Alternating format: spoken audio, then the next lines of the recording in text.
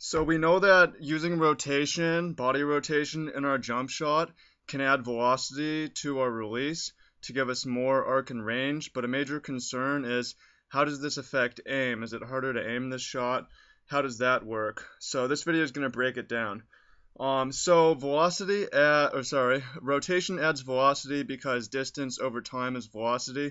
In other words, the greater the distance of the shooting motion, the greater the velocity of the release. So rotation extends that distance of the shooting motion, giving more velocity on the release, which is more arc and range, right? And arc, range, as we know, are major components of accuracy. But the third component of accuracy is aim. So how does shooting with rotation affect aim?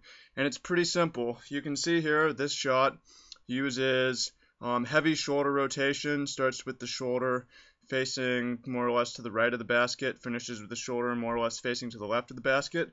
So the shoulder is taking a longer path, moving towards the basket, adding velocity to the shot. However, you can see with this graphic of LeBron that it's possible to use heavy shoulder rotation while keeping the ball's path to the basket in a straight line to the basket up to the point of the release.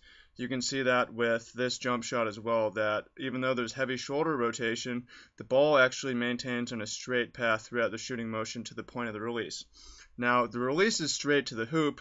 However, the follow through, the rotation carries the follow through hand to the left of the basket, but we can see that doesn't actually matter. What matters is the point of the release. After the point of the release, nothing really matters as far as affecting the jump shot. So it's okay to follow through to one side or another side of the basket. So hope this breaks it down how it's actually pretty simple to aim a rotational jump shot.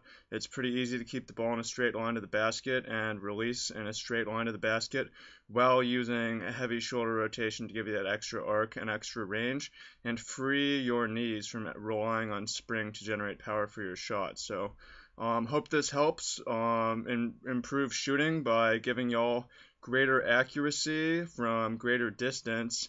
And this seems pretty simple, but if you have any questions or anything, let me know in the comments and we're happy to answer. As always, efficient shooting, part 1, physics and mechanics of shooting, is getting closer to release. Target date is April 1st. If you want to be on the early release for that, email energyefficientbasketball@gmail.com and we'll get you on the mailing list. Peace and love. Happy shooting.